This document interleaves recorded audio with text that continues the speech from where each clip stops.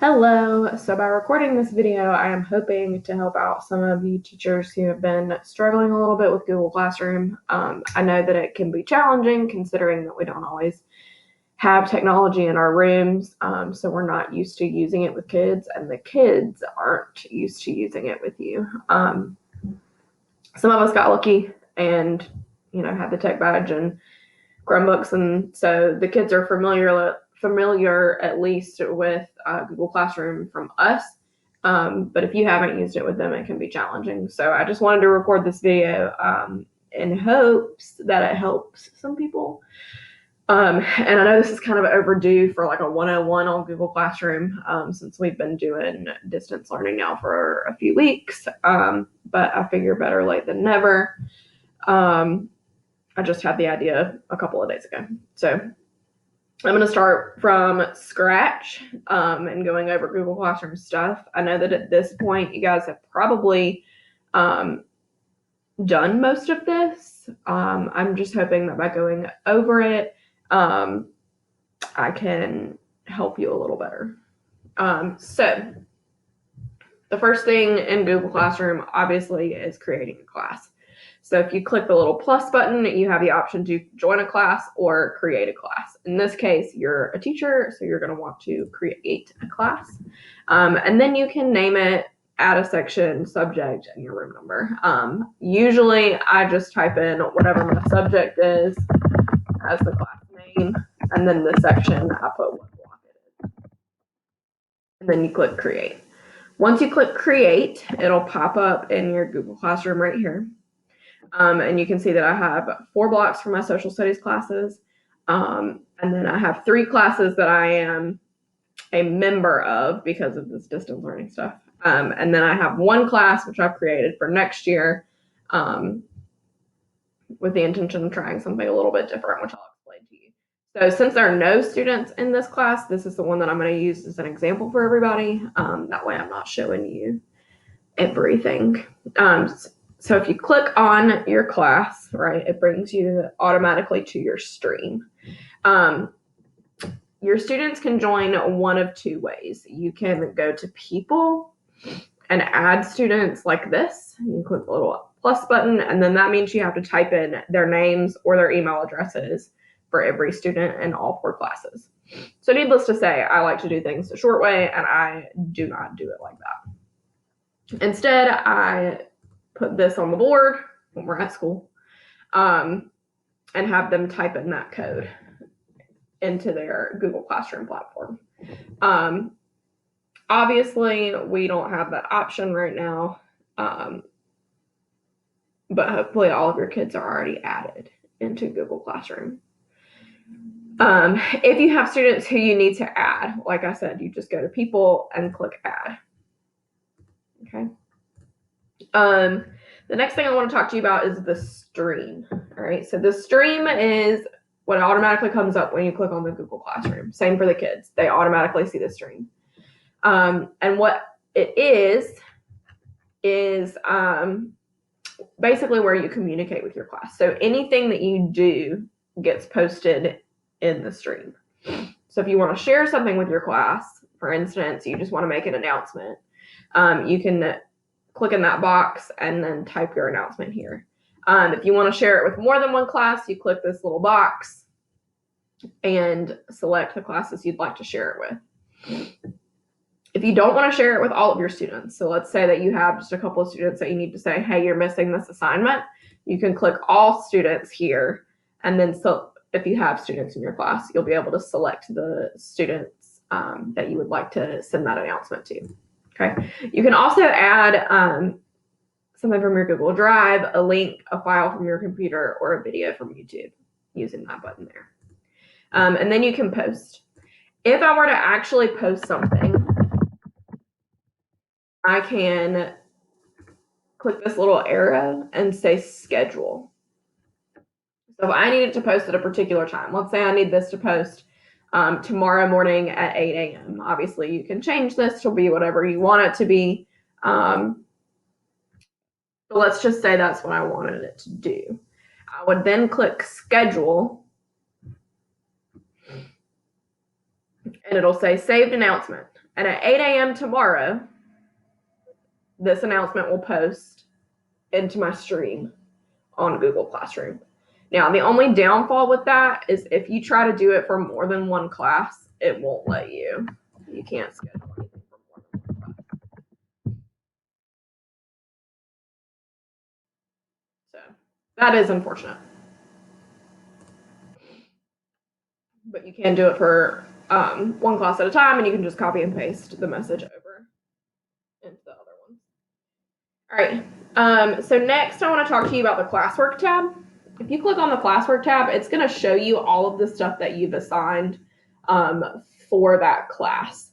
So let me show you in one of my actual classes. You won't see any student names, so this is okay. So all of the assignments that I've given my students are here in the classwork tab. Now, I have sectioned these off into topics. That way it's a little bit more organized and not quite so jumbled for them. And also on the left here, it shows them the topics. That way they can easily navigate between the weeks and kind of, move back and forth. If they missed something or whatever and need to make it up, they can go back in the weeks more easily than scrolling and having to find that particular assignment. So without the topics, right, it's just all kind of one thing. And it's very jumbled and messy looking. And it's not very fun for the students to navigate. So I'm going to go back to my other class.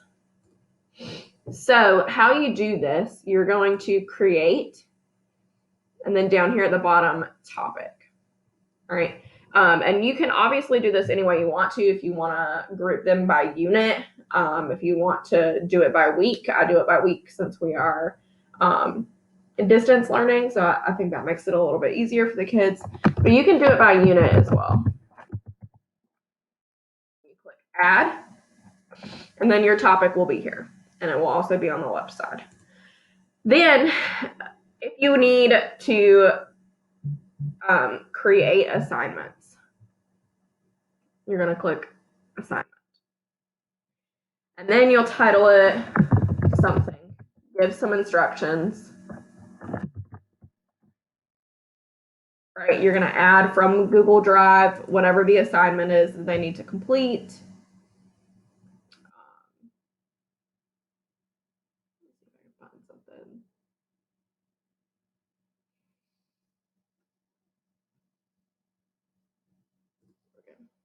No, let's do.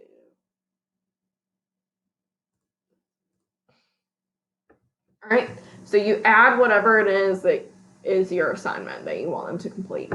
So then you're going to go from students can view file, right? If you click view file, students can view file, then all the students are going to be able to do is look at it. They're not going to be able to type anything. They're not going to be able to do anything with it. So you click the little drop down menu and you have some options here. If you say that the students can edit the file, then they're all going to be editing the same file. And that will be pandemonium. You do not want that to happen. So what you're going to do instead is click make a copy for each student, and that will automatically copy this document and make it a template for other students to type in, right? So they're all writing on separate documents and they're all submitting separate documents to you. All right. The next thing that you're going to want to do is come over here to the right. And again, like I said, if you're assigning this to multiple classes, you can click each class you'd like to assign it to. Or let's say you're assigning it to just specific students. So for example, I know that a lot of us have some EC students who receive modifications in their assignments. If you would like to assign them a separate assignment, that way they don't have the same one and they still receive their mods, even in distance learning, you can do it this way. You would go to that specific class that student is in, click the classes, and then select the student, click the class, and then select the student that you would like to receive that different assignment. Then you're going to want to choose how many points. I always do 100. So that's just how I am. If you want to do it more standards-based grading, then you can take out the 100 and put 3. That way it's on the scale of standard-based grading. Then you're going to want to assign a due date. Some people don't assign due dates, but I think that makes it confusing for the students. The way that I do my assignments is I give them 5 assignments to do in a week's period. So I will make all of those assignments in that week due on the same day. So it's usually Sunday night, even though they shouldn't technically be working over the weekend, but in reality, we know that some of them are going to. So I'm going to select Sunday night. And it automatically does midnight, but I don't want my kids up that late. So at 9 p.m. All right. And then if you want to assign it to one of your topics, you would select that there. You can add a rubric if you want to. I don't normally do that. And then you'll click assign. And then it'll pull it up for you. It takes a minute to think. And then it'll pull it up for you in the classwork tab of Google Classroom. So there is my assignment. Okay. There are multiple types of assignments. You can do a quiz assignment, and it'll automatically create for you a Google form.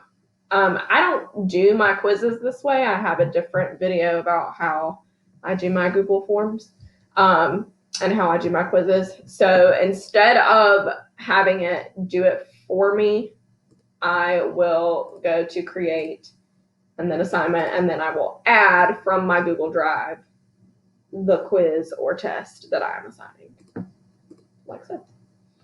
And then you still have the option to do grade importing, which I say yes to because it makes it a lot easier for you. What that means is that Google Forms will grade it for you, and then add the grade for you into their Google Classroom. Now, it does not put it in PowerSchool, and I'm totally okay with that because I'm a control freak and I want to make sure that their grades go in correctly. So what I do is from Google Classroom, write it down on my paper grade book, and then I put those into PowerSchool. You also have the option to lock it on Chromebooks. Now, this only works if we are actually at school. And since we are not actually at school, obviously this is not going to work. Okay, so this is not an option for us now, but once we go back to school, you can lock it. And if the students are taking the quiz on the Chromebooks at school, then they won't be able to navigate to other sites while they're taking their quiz. Okay. The other thing you can do is ask a question. So you can type your question here. And then you have the option to say whether it's short answer or multiple choice. If you say multiple choice, then obviously you have to come up with your options. If you say short answer, then the students will get a text box that they type in to answer the question. You can provide instructions for them. You can also, again, still add things from your Google Drive, a link, a file from your computer or YouTube. And then over here, this is something important that I want to point out to you. Again, obviously, you can do it in multiple classes. You can assign the point value. You can do your due date and everything. And then, again, you can assign the topic. But you want to make sure that you have these 2 boxes checked the way you want them. Now, it's totally your prerogative how you want to do it. You can say students can reply to each other and then make it kind of like a college class where they have to respond to at least 2 people. And you can also say that students can edit their answer, which means that if they mess up and they want to go back and fix it, they can change it if they need to. Now, I do not allow them to edit their answer because that means that after they see everybody else's answers, they can go back in and change theirs. And I feel like that compromises the integrity of the assignment, so I don't do that. But if you don't want to have so many annoying emails like, hey, Miss Simpson, I forgot to adjust this or add this in my post, can you delete my comment and let me try again? Then you can allow them to edit their answer. Also, if it's just a question that you want them to answer and they don't need to reply to each other, you can uncheck that box. All right, and then you click ask, and it'll post that question for you under the topic you selected in the classwork stream. The other things that you can do is material. Now, this is not an assignment. This is just, I need to give you this, right? This is like if you were handing out a timeline or if you were handing out a how to annotate your essay set type of thing. It's just, I need to give you this. It has nothing to do with an assignment. They don't turn it in. It only shows up in the classwork stream if it's under a topic. Otherwise, it just shows up under that stream tab. So again, it's just a here you go type thing. And then you would add whatever it is that you need to add to this post. Select the topic you would like it under, who sees it, and then you click post. All right, so that is all of the different types of assignments that you can do. So really the main ones are assignment, material, and question. You can reuse a post from an old Google Classroom, but I think that's a little bit advanced. If people want to know how to do that, I guess you can email me and I'll try to answer that question. And then, of course, you can rearrange these, right? So you just drag them where you want them to go in the order that you want. Okay. All right, next, the People tab. So in the People tab, and this is going to be hard to explain because I can't show you my classroom with all the student names in it, but if you add people here, or if you have students in here already, there's going to be a little button here on the left side that allows you to select students. So you can select all of them by that button at the top, or if you scroll down, you can select next to each student individually. And then at the top, there's going to be a drop-down menu for what you would like to do. And the one that I use the most often is email, right? So if a student is, or if I have multiple students from a class missing the same assignment, I will select those students down here and then go to that drop-down menu and click email. And then it'll pull up an email that I can type to just those students. Now, those students don't see who else is on the email. It BCCs them, so it's a blind carbon copy for all of the students. So it emails them individually the same email at the same time. It's very useful. And then what I do is copy and paste the body of that email and move to my next class and do the same thing. That way I've emailed all 4 of my blocks, every student that's missing that assignment. It's very useful. And I know I didn't give you a visual for that, but it's all right here, I promise. And then if you go to grades, obviously I don't have anything to show you, but it'll look very much like your gradebook in PowerSchool right here. Now, I don't use this feature very often, but it is very useful for an at a glance who is missing what. So let's say that a kid asks you, Ms. Simpson, did I do this assignment? I can't remember. If you go to the grades tab and look for that student for that assignment, you can very easily see if they did it, whether you've graded that assignment or not. So it's very useful. And then something useful I want to show you real quickly. If you go here and click on this to-do tab, it's going to pull up everything that you need to do for all of your classes. Yeah. So it'll all be right here. And unless you're like me, all of my classes have the same banner. So if you're not like that and don't have the same banner, it'll be color-coded on the left side for your different classes. All right, so see, this was that dummy class that I just did. So see how that is different than my other classes. So everything you need to do will be right here. And then it'll show you what you've already done. Oops, haven't done anything. I have. And then I'm going to show you settings real quickly. So if you go to settings, obviously you can change your class details, which you shouldn't need to. And then if you scroll down, you can change your class code if you would like. But here's what's important. So the stream. Currently in this class, in my stream, I'm allowing students to post and comment, which means that they can post anything in the stream anytime they want, and they can comment on anything anytime they want. You have the option to say that they can only comment or that only teachers can post and comment. On all of my other classes, it is only teachers can post and comment. Because I don't want these kids posting, just the crazy ramble that they normally do. If they need something, they can email you. Classwork on the stream. So the default for this is show attachments and details. And that's just like a big giant box right on your screen. And that's not aesthetically pleasing when you're looking at the stream in Google Classroom. So you can hide notifications altogether, but I don't prefer that because I want students to see it. So I just always say show the condensed version. And so then it'll be like a little box across the screen that's much smaller than the full assignment.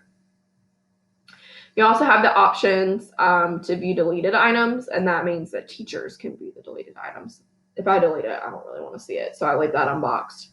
And then Guardian Summaries is really important. So you need to turn that on. And then there's this whole classroom help tab about the Guardian email summaries. And basically what this is, if you go in to your People tab, I'll show you in a minute. If you go into your People tab in Google Classroom, next to each student, it's going to say Invite Guardian. In there, you just type in your student's parent's email. So the parent email of your student. You type it in that box and click Invite. And it'll send them an email, and they can either accept or deny it. It's totally up to them. If they deny it, then, that's their fault. But you've sent the invite at least. So the Guardian email summaries include what the student missed that week, any upcoming work that they have that's due, and then class activities. So your announcements, your assignments, any questions you post, all of that will be sent in an email to the Guardian. Now, the Guardian has the option to receive daily or weekly emails, and they can unsubscribe whenever they want to. So it's up to them how they would like to receive those emails. But this is basically what it looks like. They'll get an email, and it'll say weekly summary for your child. And it'll tell them what they missed from last week. It'll tell them what's due next week. And then the class activity that happened that week. All right. And again, it's up to the parent whether they've received daily or weekly email summaries. But nonetheless, there it is. And you can copy and paste this link into an email to your parents. I did. That way they can, if they have any questions, they can see this and use it for help desk. So there's that. And then lastly, down here, you have grading. You can set Google Classroom to calculate your overall grade for you. I do not. I would prefer PowerSchool to do it for me. Google Classroom is just a tool, right, to help me grade. It is not intended, right, for this. That's PowerSchool's job. But you can if you want to, and you can add grading categories as well. And then the last thing that I really want to show you, but I'm not real sure how to do it, we're just going to go for it. Show you on a wonderful student. All right, so this kid is good. He won't care. What you do to grade. Some useful tips for grading. So Caleb completed this assignment for me. He's awesome. And now it is time to grade it. I always have my students highlight or change the color of their answers. That way that I can easily see them.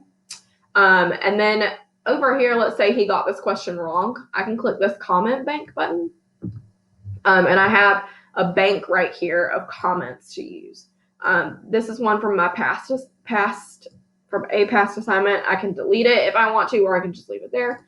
I can also add to my bank. Try again. Obviously, this, and I click add.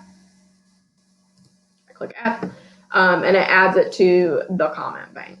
Now, if I want to actually comment on his assignment, I can click the little 3 dots on the right and then click copy to clipboard.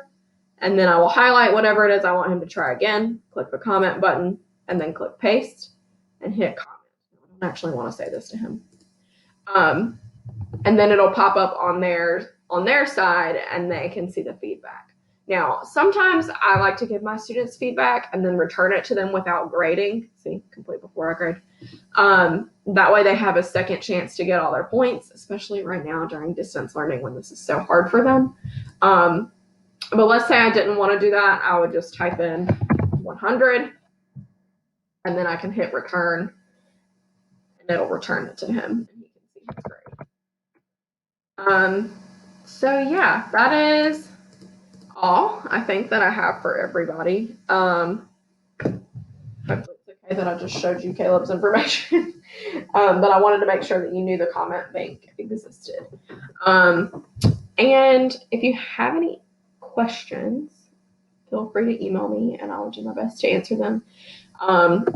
Morgan Robinson is really good about doing classes every week for things like Google Classroom and any of the Google applications. I've been to a couple, done a couple, and they are helpful, especially for people who aren't as familiar with the technology.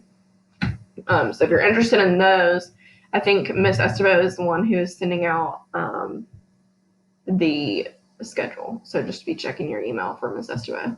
And other than that, that is all.